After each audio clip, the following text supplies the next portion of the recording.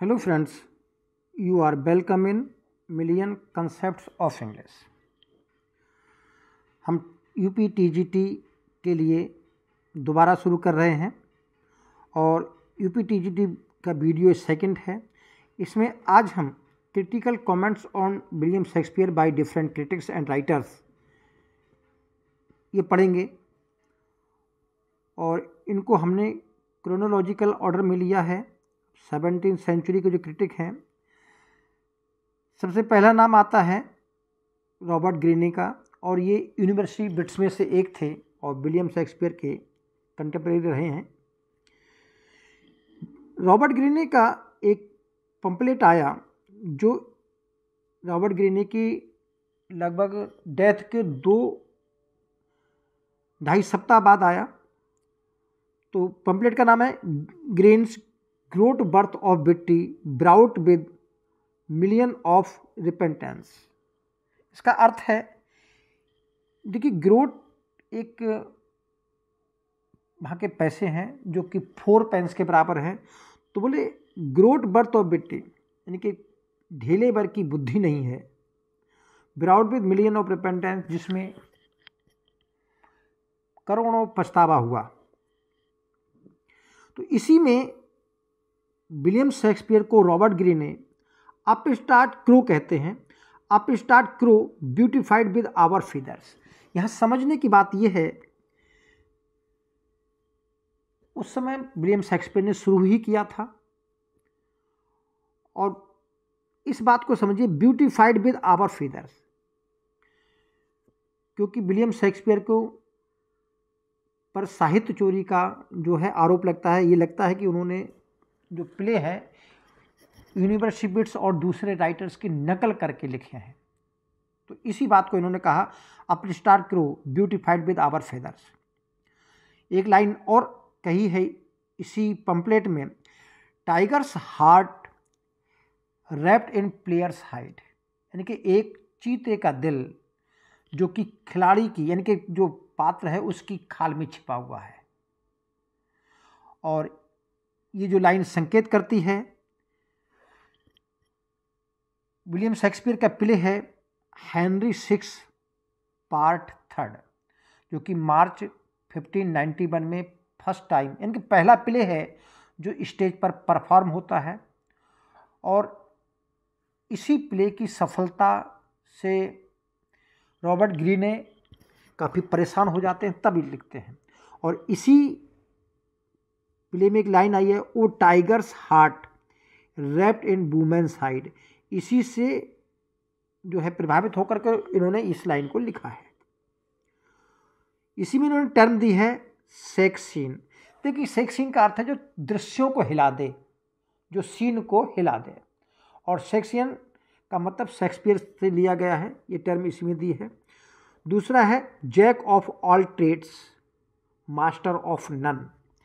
आप जानते हैं कि TGT 2021 यानी 2021 में ये टर्म पूछी गई है।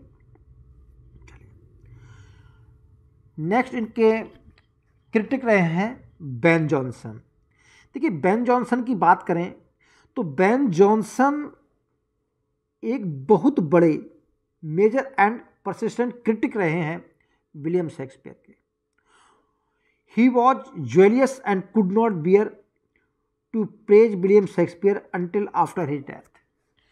यानी कि विलियम शेक्सपियर की बेन जॉनसन कभी प्रशंसा नहीं करते हैं। उसके कारण भी रहे हैं। यही कारण है कि बेन जॉनसन को विलियम शेक्सपियर ने अपने सोनेट जो कि 78 से लेके 86 तक बेन जॉनसन को ही इन्होंने राइवल पोइट कहा है। और राइवल पोइट कहने के कारण भी यही है कि William Herbert the earl of Pembroke ये पैट्रोनेज थे बेन जॉनसन के और साथ साथ विलियम शेक्सपियर के। और William Shakespeare Venus and Adonis और दूसरी जो रचना है रेप ऑफ लोक्री दोनों लिखते हैं 93 और 94 में, 1593 और 1594 में। तो ये जो William Herbert the earl of Pembroke है, ये फाइनेंशियल सपोर्ट करते हैं, क्योंकि पैट्रॉन का मतलब ही फाइनेंशियल सपोर्टर होता है। और ये सपोर्टर रहे हैं, जो पैट्रॉन रहे हैं बेन जॉनसन के भी। तो यही कारण है he was the rival who competed for the young man's patronage. तो ये तो बेन जॉनसन के बारे में थोड़ी जानकारी है। क्या कहा है, तो बेन जॉनसन की एक रचना है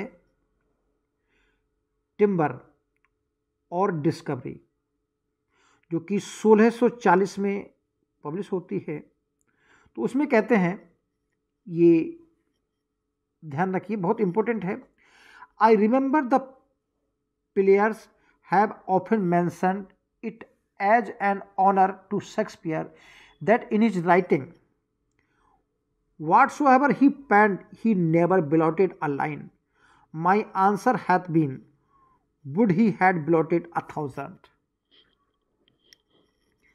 इन्होंने कह रहे हैं कि मुझे याद है कि उनके जो साथी प्लेयर रहे हैं वो इस बात को कहने में सम्मान समझते हैं। किस बात को? कि इन his writing whatsoever he penned he never blotted out a line, कि जो कुछ भी विलियम शेक्सपियर ने अपने जीवन में लिखा उसको उन्होंने कभी नहीं मिटाया, यानी कि उसकी एक पंक्ति भी नहीं मिटाई। इसका अर्थ है उन्होंने एक ही बार में सब कुछ लिख डाला, इतने बड़े विद्वान थे। लेकिन कहते हैं my answer had been would he had blotted 1,000। मेरा जवाब है उन्होंने हजारों मिटाई होंगी। तो यहाँ पर ये भी कह सकते हैं कि उन्होंने हजारों को मिटाया होगा, यानी कि बहुत सारी चीज़ों को उन्होंने परिवर्तन किया होगा, बहुत सारी चीज़ों को नकल की होगी, ये कहा है। इसी रचना में कहते हैं I loved the man and do honour his memory on this side idolatry as much as any. ये बहुत इंपॉर्टेंट है और कई बार आ भी चुकी है कि आई लव्ड द मैन, मैं उस व्यक्ति को प्यार करता था, and do honour his memory, और उसकी स्मृतियों का भी सम्मान करता था, this side idolatry as much as any, और मूर्ति पूजा की तरह जितना कि मैं दूसरों की प्रशंसा करता हूँ। देखिए, आइडोलेट्री का मतलब होता है किसी को आइडोल बनाना, किसी की मूर्ति बनाकर पूजा करना। इसी में अगले कह रहे हैं he was Indeed honest and an open and free nature, had an excellent fantasy, brave notion and gentle expression, wherein he followed with that facility that sometimes it was necessary he should be stopped. वो कहते हैं वास्तव में Shakespeare जो है ईमानदार और स्वतंत्र स्वभाव के थे। उनके पास एक्सीलेंट फैंटासी थी, यानी कि उच्च कल्पना थी। ब्रेव नोशंस, उनके विचार काफी साहस भरे थे। एंड जेंटल एक्सप्रेशन, और उनकी अभिव्यक्ति यानी कि जिस प्रकार उन्होंने अपने आप को एक्सप्रेस किया वो काफी जेंटल थी। When he flowed with the facility that sometimes it was necessary he should be stopped. बोले कभी कभी वो इतने भावनाओं में बह जाते थे कि उनको जरूरी हो जाए कि रोका जाए। और एक कन्वर्सेशन में जो विलियम ड्रमंड ऑफ हॉथरडन के साथ था 1711 में, तो इसमें कहते हैं दैट शेक्सपियर वांटेड आर्ट, कि शेक्सपियर में कला की कमी थी। और ये बात वो है विलियम ड्रमंड ऑफ हॉथरडन के साथ जब वो पिए हुए थे बेन जॉनसन, उसी दौरान ये बातें कहते हैं। अब आपको ये बहुत इम्पोर्टेंट है, देखिए बेन जॉनसन की यूलॉजी है टू शेक्सपियर। यूलॉजी का मतलब preface to the first folio. 1623 में विलियम शेक्सपियर का फर्स्ट फोलियो आता है जिसमें 36 प्ले पब्लिश होते हैं, पेरिकल्स इसमें नहीं पब्लिश होता है। तो उसी में एक यूलॉजी देते हैं। यूलॉजी का मतलब होता है प्रशंसा गीत, यानी कि पैनेजेरिक बोलते हैं, स्तुति गान बोलते हैं। तो इम्पोर्टेंट बात यह है दो एक बात आप यहाँ पर ध्यान रखेंगे। पहला प्रश्न है कि जब विलियम शेक्सपियर का फर्स्ट फोलियो 1623 में पब्लिश होता है तो इसका प्रीफेस कौन लिखता है? तो प्रीफेस लिखते हैं बेन जॉनसन। ठीक, तो बहुत बड़ा प्रीफेस है। तो इसकी लाइन है, soul of the age, the applause, delight, the wonder of our stage. ये कई बार टीजीटी में और पीजीटी में आ चुका है। यानी कि युग की ये सोल, यानी युग की आत्मा। Applause, delight, the wonder of our stage, यानी कि हमारे स्टेज की जो तालियां हैं, जो हमारे स्टेज का जो आनंद है, या जो हमारे स्टेज का जो वंडर है, वो सब विलियम शेक्सपियर है। इसी से है नेक्स्ट, इसी यूलोजी से यानी कि प्रीफेस से, my Shakespeare rise, I will not lodge thee by, Chaucer, Spenser और बिड ब्यूमांट लाए। बोले मैं तुमको चौसर और स्पेंसर के बराबर में नहीं रहने दूंगा, और बिड ब्यूमांट लाए, और ब्यूमांट से कहूँगा लाई अ लिटिल फर्दर, थोड़ा अलग हट के लेट जाएं, टू मेक दिया रूम, ताकि तुम्हारे लिए जगह बनाई जा सके, यानी कि तुमको इनके बराबर में लाया जा सके। और इसी से यानी कि इसी प्रीफेस से उन्होंने कहा है, दाउ आर आ मॉन्यूमेंट, तुम जो हो एक स्मारक हो, यानी कि विलियम शेक्सपियर तुम एक क्या हो? स्मारक हो। विदाउट अ टूम, जिसकी कोई कब्र नहीं बनी है। And art alive still while thy book doth live, तुम तब तक जीवित रहोगे, यानी तब तक तुमको याद किया जाएगा जब तक तुम्हारी किताबें रहेंगी। And we have wits to read and praise to give, जब तक हमारे अंदर पढ़ने की बुद्धि रहेगी और हम तुमको प्रशंसा देते रहेंगे। यानी कि जब तक सूरज चांद रहेगा तब तक तुम्हारा नाम रहेगा। कहने का मतलब यह है, जब तक तुम्हारी किताबें रहेंगी, जब तक तुम्हारे नाटक रहेंगे, जैसे जैसे नाटक पढ़े जाएंगे वैसे वैसे तुमको याद किया जाएगा।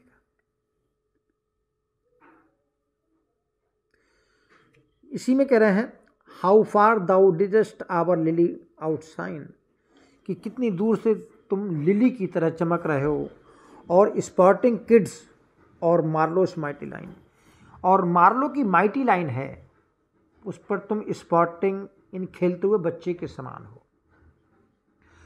और यहाँ इसे प्रश्न बनता है कि मार्लो की जो माइटी लाइन है वो क्या है? तो देखिए, मार्लो की जो माइटी लाइन है वो आपका ब्लैंक वर्स है। ये भी प्रश्न पूछा जाता है कि मार्लो की माइटी लाइन किसे कहा गया है। इसी प्रीफेस में बेन जॉनसन कहते हैं, thou hadst small Latin and less Greek, ये भी इम्पोर्टेंट है, कई बार पूछा जा चुका है। फिर ये भी बहुत इम्पोर्टेंट है, he was not of an age but for all time and all the muses still were in their prime.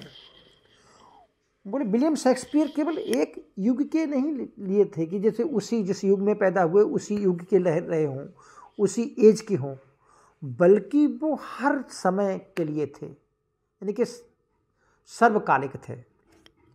And all the muses still were in their prime, और सारी जो म्यूजिक थी, जितनी म्यूज थी, देवियाँ थीं, वो सब अपने प्राइम में थे। स्वीट स्वान ऑफ एवन, ये भी पूछा जाता है किसने बात कही है, और यहाँ पर आपको ये भी पता होगा ये कहाँ कही है। चलिए, इसी प्रीफेस में, इसी फोलियो में, यानी 1623 के फोलियो में लियोनार्ड डिगेज, एक एलिजाबेथन राइटर हैं, वो एक प्रीफेटरी पोइम यानी प्रारंभिक प्रस्तावना के तौर पर एक कविता लिखते हैं जिसका नाम है to the memory of deceased author master William Shakespeare. ये उस पोइम का नाम है। उसकी ये लाइन है, till any of the volume test, ये यानी कि इस पब्लिकेशन की जितनी रचनाएं थी, यानी कि 36 प्ले थे, तो till any of volume test, और दूसरी रचनाएं भी, shall with more fire more feeling be express, अधिक फायर और अधिक भावनाओं को एक्सप्रेस करेंगे ये रचनाएं, एज वेल एज दूसरी रचनाएं भी। Be sure our Shakespeare thou canst never die, William Shakespeare तुम कभी भी मर नहीं सकते, यानी कि तुम मर जाओगे तो हमेशा ही जिंदा रहोगे, किसमें? रचनाओं में। But crowned with lauryl live eternity, बल्कि हमेशा फूलों के जो गुच्छे हैं वो तुम्हारे सिर पर सजेंगे, लिव एटर्निटी, और हमेशा हमेशा के लिए जीवित रहोगे।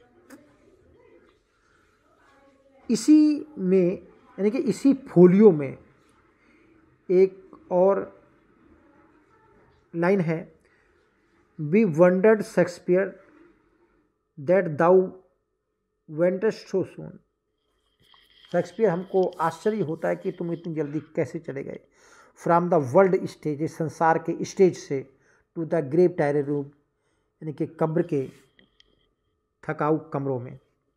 तो जेम्स वेब हैं और उन्होंने फर्स्ट फोलियो में ये लाइन प्रिंट कराई है। आपने इनका नाम सुना होगा, सैमुअल पेपेस, और ये डायरिस्ट रहे हैं, यानी कि डायरी लिखने वाले रहे हैं, और इनकी डायरी की जो एंट्री है 29 सितंबर 1662, उसमें ये देखने को मिलता है। तो इन्होंने इस दौरान विलियम शेक्सपियर का प्ले देखा था, मिडसमर नाइट्स ड्रीम। तो इसके बारे में कहते हैं, क्या कहते हैं, this day my oath of drinking wine and going to play are out, and so I do resolve to take a liberty today and then to fall to them again to the King's theatre where we saw. तो बोले मेरा पीने का और नाटक देखने का जो इरादा था, मैंने कसम खाई थी, तो मैं किंग थिएटर में गया और वहाँ पर मैंने मिडसमर नाइट ड्रीम देखा। तो इसके बारे में कहते हैं, which I had never seen before, जिसको मैंने पहले कभी नहीं देखा था, नॉर शैल एवर अगेन, ना कभी दोबारा देखूंगा, for it is the most insipid ridiculous play that ever I saw in my life. ये बहुत ही बेस्वाद, यानी कि इंसिपिड माने बहुत ही बेस्वाद, फीका, हास्यास्पद रिडिकुलस प्ले था जो मैंने कभी अपने जीवन में देखा। बोले I confess some good dancing, बोले इस बात को मैं मानता हूँ कि मैंने कुछ अच्छी डांसिंग देखी और हैंडसम वुमेन देखी। यानी कि हैंडसम क्यों कहा गया, क्योंकि उस समय वुमेन का जो पार्ट था वो वॉइस प्ले करते थे, which was all my pleasure, यही मेरे सब प्लेजर का काम था, बल्कि जो यही मेरे प्लेजर का काम किया, बाकी प्ले तो जो है काफ़ी इंसिपिड था, इनकी फीका था। देखिए जॉन मिल्टन ने विलियम शेक्सपियर की प्रेज में काफ़ी रचनाएं की हैं, और पहला है L'Allegro, our sweetest Shakespeare fancy child वार्वेल his native wood notes wild. बोले हमारे जो मधुर शेक्सपियर हैं, फैंसी चाइल्ड, कल्पना के पुत्र, बार्बल हिज नेटिव वुड, उन्होंने, बार्बल का मतलब होता है यहाँ पर सॉन्ग, उन्होंने अपने नेटिव वुड में, यानी कि अपने देश में गीत गाए, नोट्स बाइल्ड, और उनके गीत जो थे वो काफ़ी मदहोश करने वाले थे। अब आपको पता है कि इनकी रचना है ऑन शेक्सपियर, 1632 में विलियम शेक्सपियर के सेकंड फोलियो में पब्लिश होती है, और ये इनकी फर्स्ट पब्लिश्ड पोइम मानी जाती है। तो इसमें कहते हैं, what needs my Shakespeare of his honoured bones, बोले मेरे शेक्सपियर को और उनके सम्मानित हड्डियां हैं उनको क्या ज़रूरत है। The labours of an age in piled stone. बोले ये जो ढेर लगा है, बोले ये जो ढेर लगा है पत्थरों का, यानी कि जो कब्र बनी है, इस कब्र के पत्थरों के अंदर पूरे एक युग जो है छुपा हुआ है। और that his hallowed relics should be hid. और उसके अंदर जो रेलिक्स हैं, जो अवशेष हैं, छिपे हुए हैं under a starry pointing pyramid, उस पिरामिड के जो ऊपर की ओर नुकीला बना हुआ है, यानी कब्र का वर्णन कर रहे हैं। इसी में ऑन शेक्सपियर पोइम में लिखते हैं, dear son of memory great heir of fame.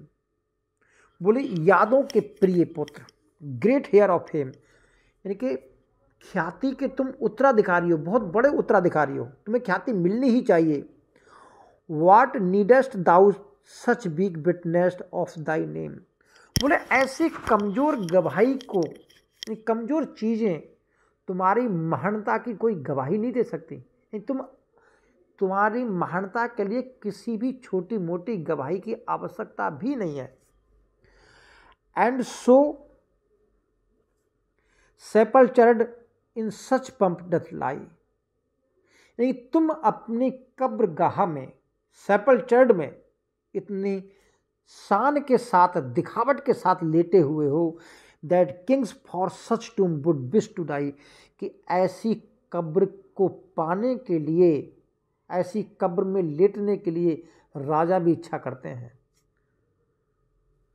और 17वीं सेंचुरी में राइटर रहे हैं जॉन ड्राइडन। उन्होंने बहुत कुछ लिखा है विलियम शेक्सपियर के लिए, और इनकी रचना है एसे ऑन ड्रामेटिक पोइसी। और इनकी जो रचना है वो एक डायलॉग फॉर्म में है। इन ड्राइडन का एसे ऑन ड्रामेटिक पोइसी जो है एक डायलॉग फॉर्म में है। और ये जो डायलॉग है किस किस के बीच में है, यूजीनियस, क्रीट्स, लिसाइडियस और नियंडर है। और नियंडर जो है ड्राइडन इसमें स्वयं है, यानी कि इन सब में जब डायलॉग होता है तो इनमें नियंडर का रोल जो है वो जॉन ड्राइडन खुद निभाते हैं। तो इसी रचना में ड्राइडन कहते हैं, Shakespeare was the man who of all the modern and perhaps ancient poets had the largest and most comprehensive soul। कि विलियम शेक्सपियर चाहे आधुनिक कवि रहे हों या एंशियंट जो पोइट रहे हों, सब में अधिक बड़ी और कम्प्रिहेंसिव सोल, यानी कि विशाल आत्मा थी। तो ये जो लाइन है ये कई बार पूछी गई है। आपको ये भी जानकारी मिली है कहाँ से पूछी गई हैं, essay on dramatic poesy by Dryden. ये जो सारी कोटेशंस हैं ये सब एसे ऑन ड्रामेटिक पोइसी से ही है। He is the very genius of poets.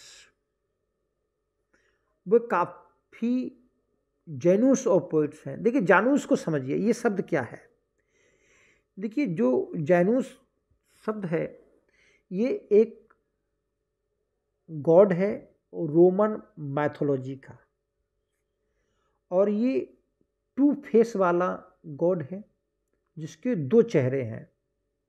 और यह एक गेट और डोर का, दरवाजे पर खड़े होने वाला देवता था, जिसके पास एक शक्ति थी कि जो कुछ था और जो कुछ आने वाला है, ऐसे गेट की चाबी उसके पास थी, यानी कि पिछली बातें भी और आगे बातें भी वो बता सकता था। तो शेक्सपियर के बारे में कहते हैं कि ही जेनुस ऑफ पोइट्स का मतलब दो चेहरों वाला, दो फेस वाला कभी, जिसको हम बोलते हैं दो मुंहा सांप, सुना होगा आपने। He is the very genius of poets, he bears almost everywhere two face, हर जगह दो चेहरे देखने को मिलते हैं उसके। And you have scarcely begun to admire the one, एक तरफ अगर आप उसको प्रशंसा करने की शुरुआत करेंगे, are you despise the other, तो उसी क्षण तुम दूसरे से घृणा करने लगोगे। तो ये बातें कही हैं इन्होंने। अगले कह रहे हैं, ये भी बहुत इंपॉर्टेंट लाइन है, but Shakespeare's magic could not be copied within that circle, none durst walk but he. बहुत इंपॉर्टेंट है कि शेक्सपियर के जो जादू है, शेक्सपियर की रचनाओं का जो जादू है, जो उन्होंने लिखा है, वो कॉपी नहीं किया जा सकता, यानी कि उसकी नकल नहीं की जा सकती। Within that circle none durst walk but he, बोले जिस सर्किल में, जिस ऑर्बिट में विलियम शेक्सपियर है, उसमें कोई दूसरा जाने का साहस भी नहीं कर सकता। ये बहुत ही सुंदर लाइन है। और इसी में अगले लिखते हैं, he was naturally learn, he needed not the spectacles of books to read nature, he looked inward and found her there. क्या कहते हैं, बोले विलियम शेक्सपियर जो हैं वह नेचुरल तौर पर विद्वान थे। He needed not the spectacles of books to read nature, देखिए प्रकृति को पढ़ने के लिए विलियम शेक्सपियर को किसी भी तरह की किताबी चश्मे की आवश्यकता नहीं थी। उन्होंने प्रकृति को किताबी चश्मे से नहीं देखा। ही लुक्ड इनवर्ड, उन्होंने अपने अंदर झांका और उन्होंने प्रकृति को अपने अंदर ही पा लिया। बहुत सुंदर लाइन है। और नियंडर सेज, यानी कि नियंडर स्वयं जॉन ड्राइडन है, क्या कहते हैं, I am apt to believe the English language in them arrive its highest perfection. तो इन दैम का मतलब होता है जो विलियम शेक्सपियर की रचनाएं हैं, उन रचनाओं में जो इंग्लिश है वो उच्चतम, इंग्लिश लैंग्वेज जो है वो उच्चतम सीमा तक पहुंची है, यानी काफ़ी ऊंचाइयों तक पहुंची है।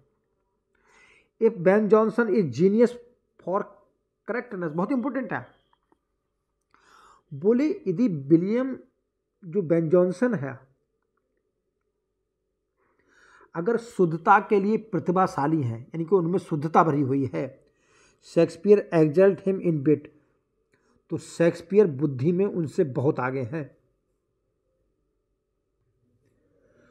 ये सारी की सारी जो कोटेशंस हैं ये सब इंपॉर्टेंट हैं। देखिए ड्राइडन आगे कहते हैं, his argument ends with familiar comparison, Shakespeare was the Homer or father of our dramatic poets, कि शेक्सपियर होमर की तरह थे, या कहें कि हमारे जो ड्रामेटिक पोइट्स हैं उनके फादर के तौर पर हैं। कौन? William Shakespeare. और दूसरी तरफ जॉनसन वॉज द वर्जिल, और जॉनसन जो है वो रोमन पोइट वर्जिल हैं उनकी तरह। The pattern of elaborate writing, यदि आप उच्च राइटिंग का जो पैटर्न है उसके बारे में अगर हम बात करें, आई एडमायर्ड हिम, तो मैं बेन जॉनसन की प्रशंसा करता हूँ, बट आई लव शेक्सपियर, लेकिन मैं शेक्सपियर को प्यार करता हूँ। तो ये भी जो लाइन नीचे है, यानी कि यहाँ तक कि तो ये कई बार टीजीटी और पीटी में पूछी गई है। और कहाँ से ली गई है सारी लाइन? ड्राइडन के ऐसे ऑन ड्रामेटिक पोएसी में। फिर ये भी इम्पोर्टेंट है अगर समझिए तो, Thus for him Elizabethans are superior because they have a variety of themes, emotions, deviations, wit. Leander के अनुसार, यानी कि ड्राइडन के अनुसार, यानी कि विलियम शेक्सपियर के अनुसार एलिजाबेथन जो है वो सुपीरियर है, क्योंकि उनमें वैरायटी ऑफ थीम्स है, इमोशंस हैं, डेविएशन ऑफ बिट है। They do not adhere to rules as well. बोले वे किसी भी तरह से किसी नियमों को नहीं मानते, यानी कि जो पुराने नियम चले आ रहे हैं उनको नहीं मानने वाले हैं, बल्कि अपनी इच्छाओं के अनुसार काम करते हैं। तो यही कारण है thus their drama is really an imitation of life. तो उनका जो ड्रामा है वो वास्तव में जीवन का इमिटेशन है। जोसेफ एडिसन कहते हैं, among the English Shakespeare has incomparably excelled all others, कि जितने भी अंग्रेज हैं उन सब में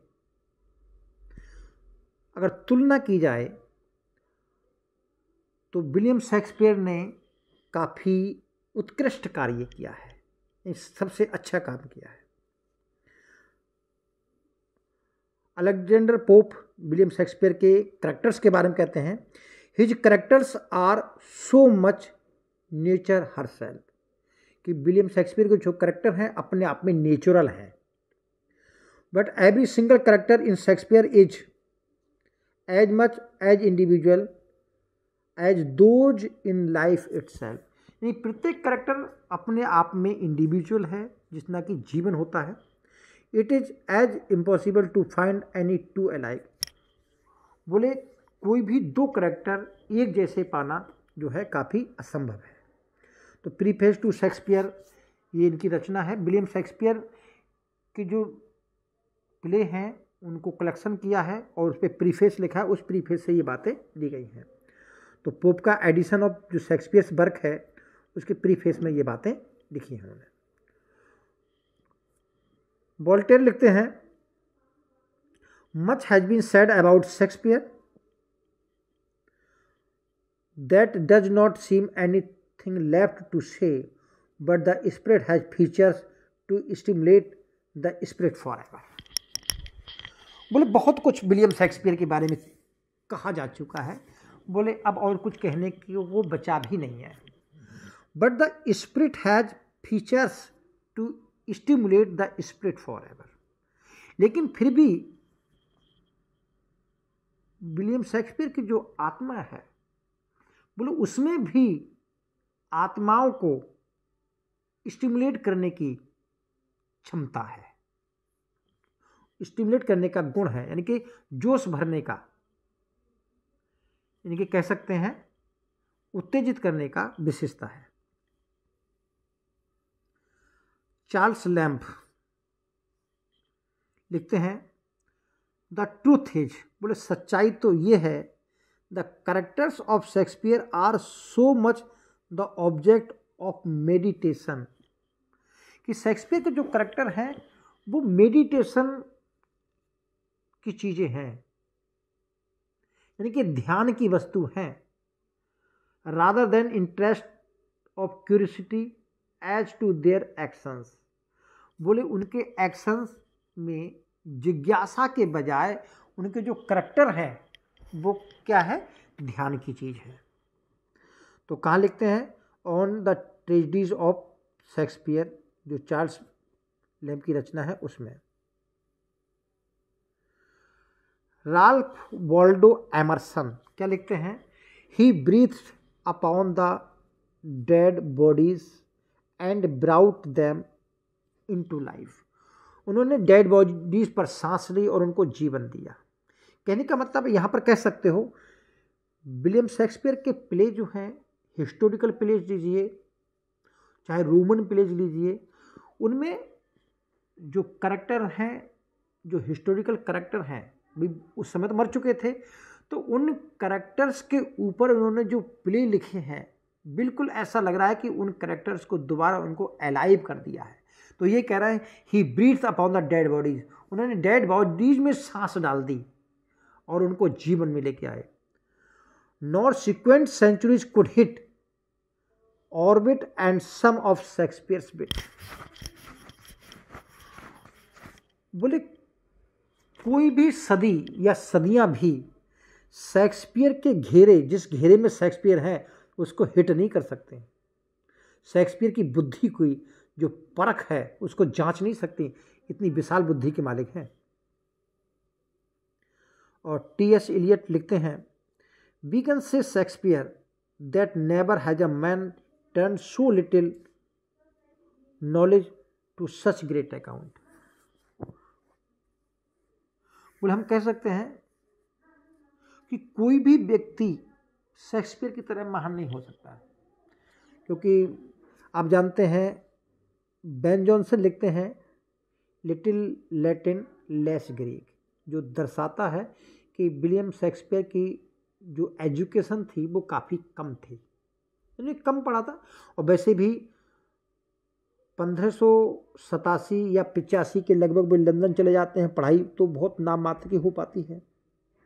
तो कह रहे हैं कि that never has a man turn so little knowledge to so great account, कि इतनी कम नॉलेज वाला व्यक्ति भी इतने अकाउंट तक इतना बहुत बड़ा काम कर दिया उसने।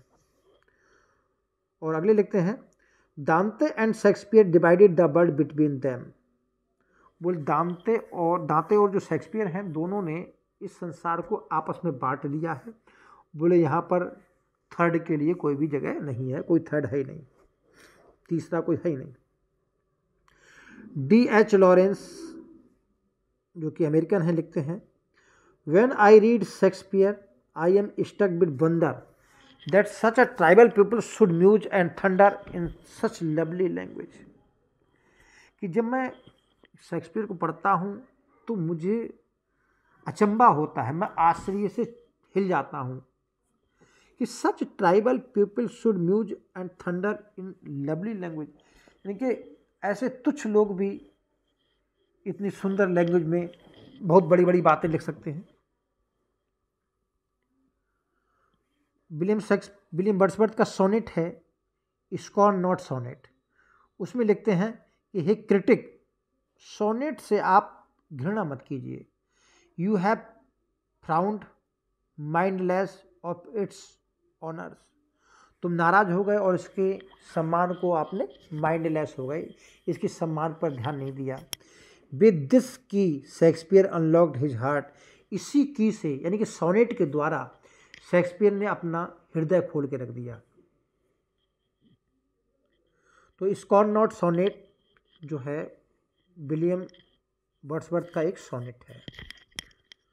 और आवर मैरिड माइंडेड शेक्सपियर, हमारे असंख्य मस्तिष्क वाला, यानी कह सकते हैं बहुमुखी प्रतिभा कह सकते हो वाला शेक्सपियर, ये एस.टी. कॉलेज कहते हैं, the greatest genius that perhaps human nature has yet produce. बोले इतना बड़ा जीनियस शायद ही ह्यूमन नेचर में ऐसा उत्पन्न हुआ हो। आवर मैरिड माइंडेड शेक्सपियर, हमारा असंख्य बुद्धि वाला, असंख्य मन वाला शेक्सपियर। एलिजाबेथ ब्राउनिंग कहती हैं, क्या कहती हैं, there Shakespeare on whose forehead climb the crown of the world. बोले शेक्सपियर जिसके सिर पर सारी दुनिया का ताज रखा हुआ है, यानी ये कह सकते हो ये सारी दुनिया का ताज है। और eyes Sublime with tears and laughter for all time, आंखों की जो उच्चता है, चमक है, वो आंसुओं से भर जाती है, और हंसी, जिसमें हंसी भी भर जाती है। मैथ्यू आर्नल्ड की सोनेट है विलियम शेक्सपियर के नाम का ही, तो उसमें कहते हैं, other avoid our question thou art free. बोले दूसरे लोग तो हमारे प्रश्नों की श्रेणी में आते हैं, लेकिन दूसरे लोगों पर तो हम प्रश्न उठा सकते हैं, लेकिन तुम सारे प्रश्नों से परे हो। तुम जिसे क्या कहेंगे, उसको माइंड ब्लोइंग कह सकते हो आप। And thou who didst the stars and sunbeam know, तुम ऐसे हो जो तारों के बारे में और सूरज की किरणों के बारे में जानते हो, तुम्हें सब जानकारी है। Self school, self stand, self honoured, self secure. बोले तुम्हारी शिक्षा भी तुमने स्वयं पाई है, स्वयं ही तुमने स्कैन किया है, सेल्फ ऑनर, सेल्फ सिक्योर। बोले didst tread on third unguessed. बोले इस पृथ्वी पर तुम लगातार विचरण करते हो बिना किसी अनुमान के, बेटर सो, हमेशा अच्छे बने रहते हो। तो मैथ्यू ऑर्नेल का सोनेट है, शेक्सपियर इसमें लिखा है, I Shakespeare Shakespeare you are obscure as life is. हे शेक्सपियर, तुम उतने ही रहस्यमयी हो जितना कि ये जीवन है। वाल्टर सैवेज लेनियर कहते हैं, a rib of Shakespeare would have made a Milton. बोले शेक्सपियर की एक पसली से मिल्टन बना। कह सकते हैं कि शेक्सपियर के एक अंश से तो बना Milton. The same portion of Milton, और मिल्टन के उसी अंश से, पसली भर से, ऑल पोइट्स एवर सिंस, अब तक के जितनी कवि हैं वो बने हैं। तो कितनी बड़ी इन्होंने कंपैरिजन किया है।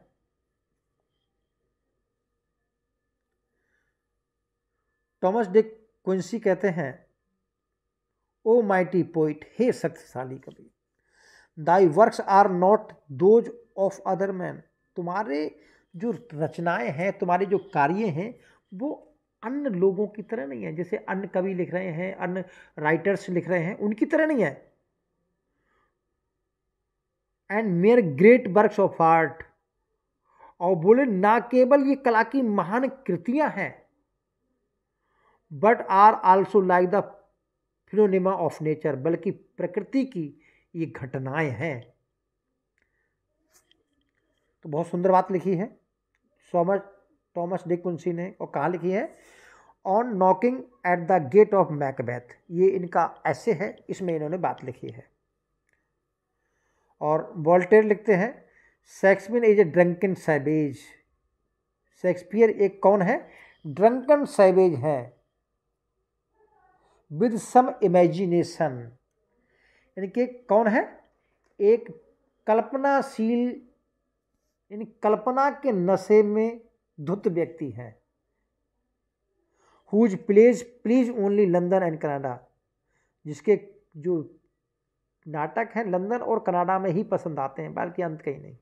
तो ये तो प्रशंसा कहाँ है, ये तो बुराई है। देखिए जॉन कीट्स अपने लिटरेरी लेटर के लिए फेमस हैं, और अपने फ्रेंड टेलर को 20 फरवरी 1818 को लिखते हैं। और टेलर क्या है कि पब्लिशर हैं। तो आप जानते हैं कि एंडीमियन को, इनकी रचना है, काफ़ी क्रिटिसाइज किया गया था, और उस क्रिटिसिज्म से बहुत ज़्यादा परेशान थे जॉन कीट्स। तो अपने फ्रेंड को लिखते हैं, if Endymion services me as pioneer perhaps I ought to be content. बोले एंडीमियन ने एक पायोनियर का काम किया है, और बोले मुझे इससे संतुष्ट भी हो जाने चाहिए, भले ही लोगों ने कितना भी क्रिटिसाइज किया हो। बोले I have great reason to be content. बोले मुझे संतुष्ट होने का बहुत कारण भी है, फॉर थैंक गॉड, जिसके लिए मैं ईश्वर को धन्यवाद देता हूँ। I can read and perhaps understand Shakespeare to his depth. बोले मैं पढ़ सकता हूँ और शायद शेक्सपियर को गहराई से समझ भी सकता हूँ। इस बात की मुझे जो है काफ़ी संतुष्टि है। अब ये डॉक्टर सैमुअल जॉनसन है, preface to the plays of William Shakespeare, उसी में लिखते हैं। इन्होंने भी विलियम शेक्सपियर के जो प्लेज हैं उनका कलेक्शन किया है, और उस कलेक्शन में प्रीफेस लिखा है, और उसी प्रीफेस में लिखते हैं, this culminates in his view, his drama is the mirror of life। बोले इसका समापन उनके विचारों से ही होता है।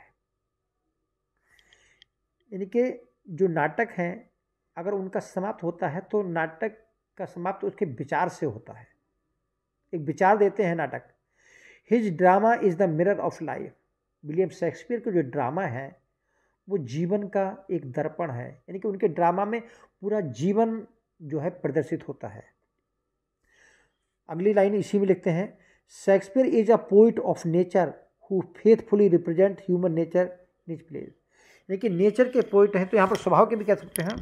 बोले उनके ड्रामा में, उनके नाटकों में जो है ह्यूमन नेचर देखने को मिलता है, प्रस्तुत होता है। और टॉमस कार्लाइल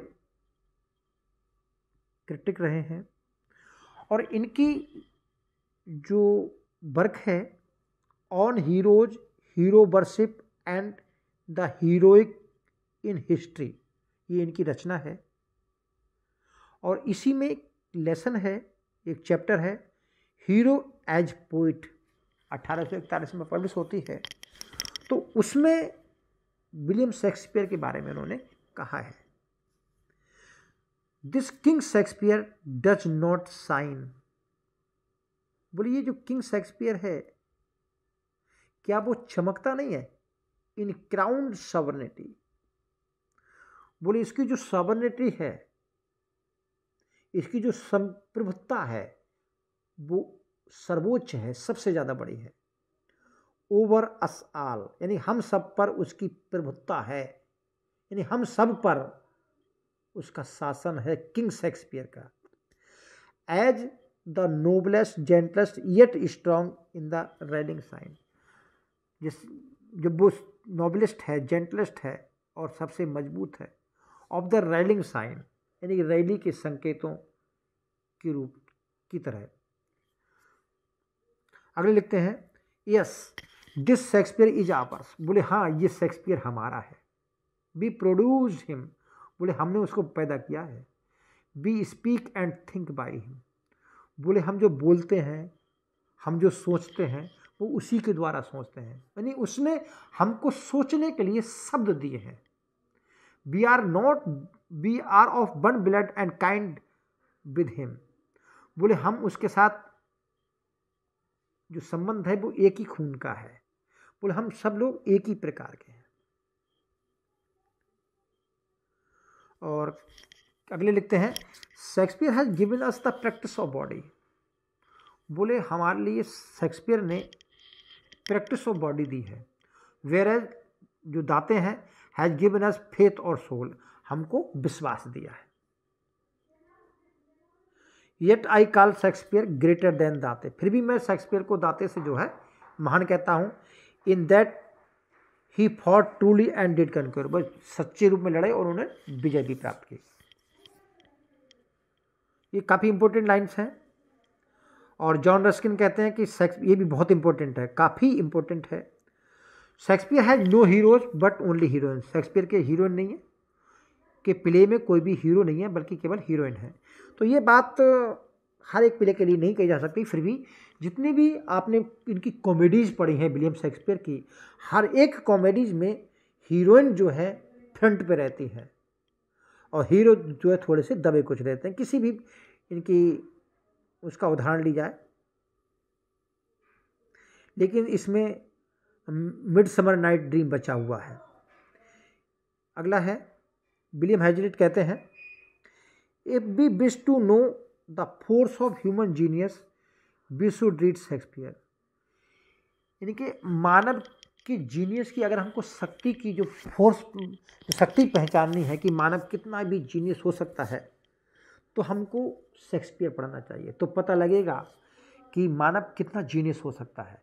क्योंकि देखिए शेक्सपियर के जितने भी प्ले हैं अगर आप पढ़ोगे तो बुद्धि की पराकाष्ठा आपको देखने को मिलेगी, और काफ़ी प्रैक्टिकल तौर पर जो चीज़ें होती हैं उनको विलियम शेक्सपियर ने दर्शाया है। If we wish to see the insignificance of human learning, यदि हम ह्यूमन लर्निंग के महत्वपूर्ण ना होने को देखते हैं कि ह्यूमन लर्निंग बिल्कुल भी महत्वपूर्ण नहीं है, मानव ज्ञान बिल्कुल महत्वपूर्ण नहीं है, तो बी में स्टडी हिज कमेंटेटर। तो जिन्होंने उस पर कमेंट किया है विलियम शेक्सपियर को, तो हमको उनको पढ़ना चाहिए।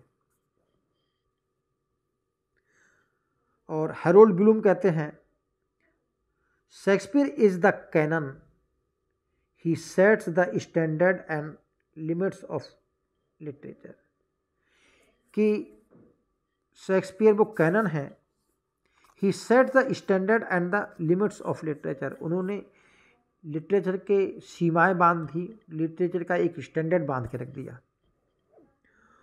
और ये शायद लास्ट है।